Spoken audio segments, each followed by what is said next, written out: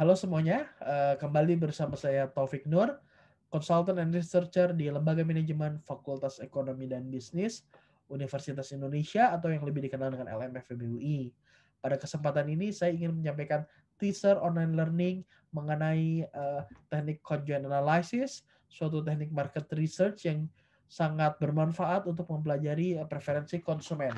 Program ini adalah bagian dari program professional learning yang diselenggarakan oleh LMFBUI. Pada kesempatan ini ada beberapa hal yang ingin saya bahas sebagai bagian dari teaser untuk keseluruhan program training ini. Yang pertama kita akan membahas mengenai preferensi itu sendiri. Yang kedua kita akan membahas mengenai apa itu conjoint analysis. Yang ketiga bagaimana conjoint analysis bekerja untuk mempelajari preferensi konsumen. Yang keempat adalah apakah di era big data yang sedang marak teknik ini tetap relevan. Dan yang kelima adalah salah satu keunggulan dari conjoint analysis yaitu menghindari problem yang kita sebut dengan everything is important. Nanti kita akan bahas. Dan yang terakhir adalah saya juga akan paparkan penerapan di luar bidang pemasaran. Jadi di bidang manakah teknik ini tetap bermanfaat untuk digunakan. Jadi pertama kita akan membahas mengenai apa yang disebut dengan preferensi. Preferences, consumer preferences. Jadi ketika kita berbicara consumer preferences, sebenarnya ada dua spektrum di sini. Di satu sisi ada yang kita sebut dengan state preferences atau preferensi yang dinyatakan oleh konsumen atau seseorang. Dan di sisi lain ada yang kita sebut dengan revealed preferences, artinya preferensi yang terungkap, yang sebenarnya gitu. Mengapa ini berbeda dan menjadi dua spektrum yang berbeda? Karena ketika konsumen atau seseorang menyatakan preferensinya, seringkali itu bukan preferensi yang sesungguhnya. Jadi sebagai contoh nih ya, jika saya sebagai researcher bertanya kepada Bapak Ibu sekalian, HP seperti apa yang Bapak Ibu ingin beli melalui suatu survei gitu ya. Mayoritas Bapak Ibu memiliki kecenderungan untuk menjawab HP dengan kualitas yang baik dan harga yang murah. Nah, hal ini menjadi problematis ya Bapak Ibu sekalian karena di pasar atau pada dunia realnya sulit sekali kita menemukan handphone dengan kualitas yang baik dan harga yang murah. Nah, kita harus memilih sebenarnya. Kita pengen harganya agak mahal tapi kualitasnya bagus tentunya, atau harganya murah tapi kita harus mengorbankan kualitas. Nah, ini yang kita sebut dengan trade off. Nah, sebenarnya saat kita berbicara preferensi yang terungkap, ini erat kaitannya dengan yang kita sebut dengan trade off. Nah, trade off ini adalah kunci dalam conjoint analysis. Jadi kita mengorbankan satu atribut atau satu aspek ataupun satu spesifikasi dari suatu produk untuk aspek lainnya yang kita anggap lebih penting. Dan itulah kita bisa mengetahui sebenarnya preferensi yang terungkap dari konsumen ataupun orang. Nah, jadi saat kita berbicara conjoint analysis itu apa sih? Sebenarnya conjoint analysis juga bagian dari teknik survei ya yang kita biasa lakukan dalam riset pemasaran. Cuman bedanya dengan conjoint analysis adanya trade off atau yang kita sebut dengan compensatory model.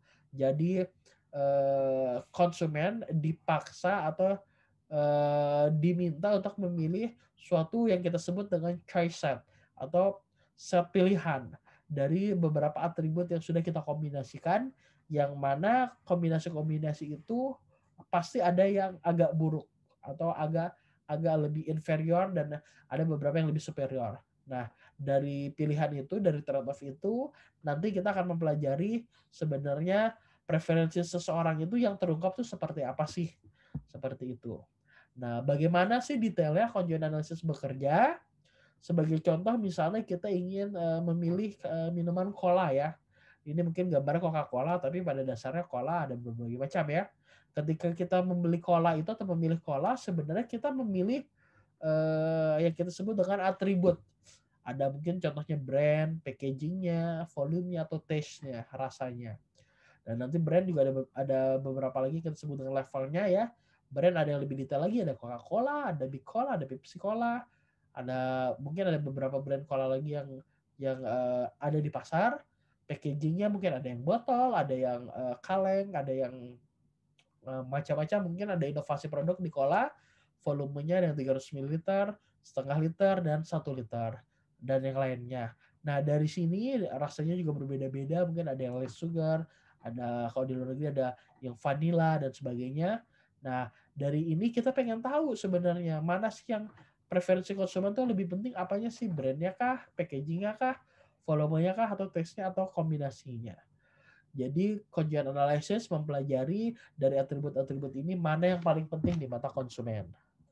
Nah, banyak pertanyaan sebenarnya karena ini survei, sebenarnya banyak yang skeptis ya. Apakah teknik ini tetap relevan di tengah maraknya atau sedang populernya fenomena big data ya. Jadi setidaknya ada 3 alasan kenapa conjoint analysis ini tetap relevan atau tetap dibutuhkan sebagai suatu teknik market research di bidang pemasaran yang efektif. Yang pertama adalah kita sebenarnya punya keterbatasan tools atau teknik analisa untuk mempelajari preferensi konsumen terkait variasi harga gitu. Jadi ketika kita melakukan sensitivity analysis, kita sebenarnya agak kesulitan sebenarnya melakukan titik harga mana sih yang paling memuaskan konsumen. Nah, dengan adanya conjoint kita bisa melakukan eksperimentasi harga ini. Oleh karena itu conjoint juga disebut sebagai choice experiment atau eksperimen pilihan ya, terkait pilihan seseorang. Nah, jadi dengan adanya conjoint kita bisa membantu melakukan eksperimentasi terkait variasi harga yang mana yang paling optimal bagi preferensi konsumen. Dan yang kedua, conjoint analysis ini juga bermanfaat untuk mempelajari preferensi konsumen bagi produk-produk yang belum ada di pasar. Nah, berbeda dengan big data yang membutuhkan data historical atau initial data untuk melakukan analisa lebih jauh. Kalau di conjoint kita bisa menentukan preferensi dari produk yang belum ada. Ini yang menjadi salah satu keunggulan kenapa conjoint analysis ini tetap dibutuhkan. Dan yang ketiga berkaitan juga dengan nomor 2 adalah